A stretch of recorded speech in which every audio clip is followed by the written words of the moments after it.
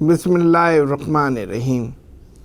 حکیم سید مجاہد محمود برکاتی پروگرام برکاتی کی باتوں کے ساتھ حاضر خدمت ہے۔ ناظرین، جیسا کہ آپ جانتے ہیں، ہم اس پروگرام میں آپ سے آپ کی صحت کے حوالے سے بات کرتے ہیں۔ ہم بات کرتے ہیں ان پھلوں، ان غذاؤں کے حوالے سے جو روزمرہ آپ اپنے کھانوں میں استعمال کرتے ہیں، جن کا واسطہ روزمرہ آپ کو پڑتا ہے کہ آپ کو ایک صحت مند رہنے کے لیے کون سی غذا کھانی چاہیے اور کون سی غذا نہیں کھانی چاہیے اور کتنی مقدار میں کھانی چاہیے، اس پر ہم آپ سے بات کرتے ہیں۔ اگر آپ ہم سے کسی تکلیف اور کسی بیماری پر مشورہ لینا چاہتے ہیں تو ہم سے ہماری ای میل پر، ہمارے فیس بک اور ہمارے سیل فون پر ہم سے بات کر سکتے ہیں۔ معزز ناظرین، دسمبر کی ایک سرد رات تھی اور میں شہید پاکستان حکیم محمد سعید صاحب کی رہائش گاہ پر موجود تھا۔ شہید پاکستان کے ہاں اس دن جاپان سے آئے ہوئے ڈاکٹروں کی دعوت تھی۔ جب کھانے کا وقت آیا تو میں حکیم سعید صاحب کے پہلو میں بیٹھ گیا۔ حکیم صاحب نے کھانے میں اپنی پلیٹ میں دہی نکالا اور دہی نکالنے کے بعد میری طرف دیکھا کہ شاید یہ سوال کرے گا کہ اتنی سردی ہے اور رات میں دہی استعمال کر رہا ہوں۔ حکیم صاحب نے فرمایا کہ میں سال کے 12 مہینے دہی استعمال کرتا ہوں، تم بھی دہی کھایا کرو، دہی بہت فائدے کی چیز ہے۔ معزز ناظرین، آج کے پروگرام میں ہم دہی کے حوالے سے گفتگو کریں گے کہ دہی ہماری صحت کے لیے کتنا ضروری ہے، اس کے کیا فائدے ہیں، اس کے کھانے سے کیا فائدہ ہوتا ہے۔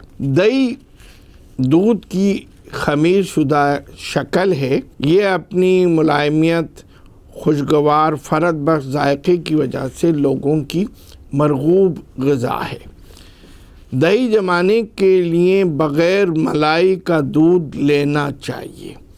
جس دودھ میں سے کو جوش دے کر ملائی نکال لی گئی ہو، وہ دودھ استعمال کرنا چاہیے دہی جمانے کے لیے، کیونکہ ملائی میں چکنائی زیادہ ہوتی ہے۔ جب چکنائی دہی میں سے نکال لی جائے تو پھر وہ دہی ہمارے لیے فائدہ مند ہو جاتا ہے۔ معزز ناظرین، جس جانور کا بھی دودھ ہوگا، اسی جانور کے دودھ کے جو فائدے ہیں وہ اس دہی کے اندر موجود ہوں گے۔ جس جانور کا دودھ آپ لے رہے ہیں، اس جانور کے دودھ میں جو کچھ چیزیں اور جتنے وٹامن موجود ہیں اس دہی کے اندر بھی وہ پائے جائیں گے۔ سب سے بہتر دہی جو ہے وہ گائے کے دودھ کا ہے۔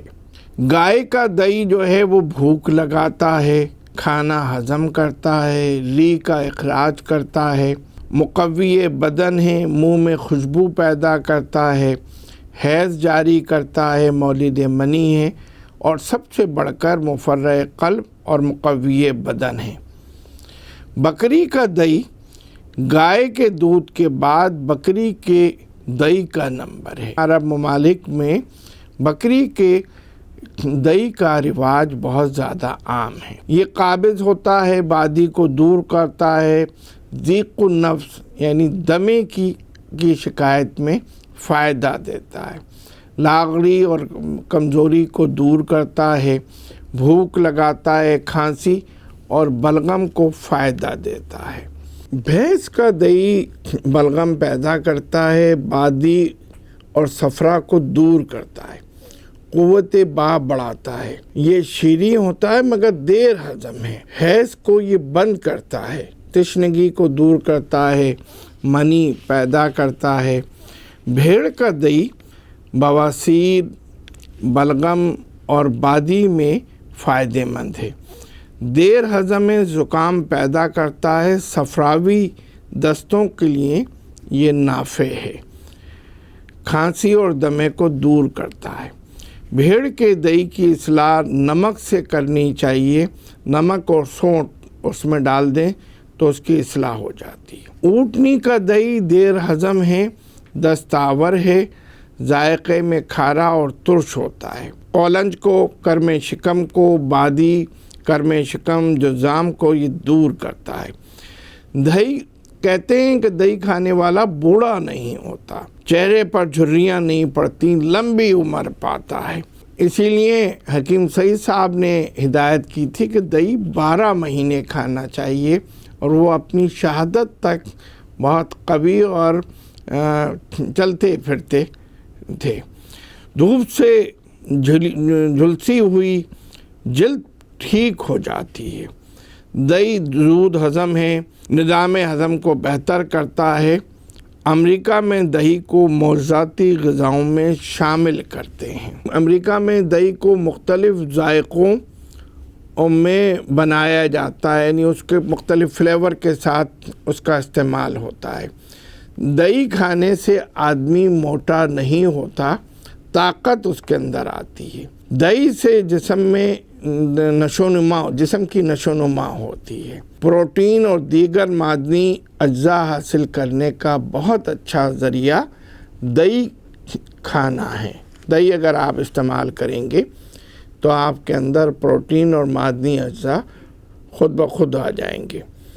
دہی میں کیلشیم، پروٹین، چکنائی، carbohydrates, riboflavin, phosphorus, iron, vitamin A, vitamin B, vitamin C موجود ہوتا ہے۔ اگر آپ 1 پاؤ دہی کھا رہے ہیں تو اس میں صرف 60 کیلوریز ہوتی ہیں، بہت زیادہ اس کے اندر کیلوریز نہیں ہوتی، اور ایک آدمی کو دن بھر میں 1500 کیلوریز لینی چاہیے۔ اگر آپ ایک وقت کے کھانے میں 1 پاؤ دہی استعمال کر رہے ہیں تو صرف 60 کیلوریز آپ نے برن کی ہیں۔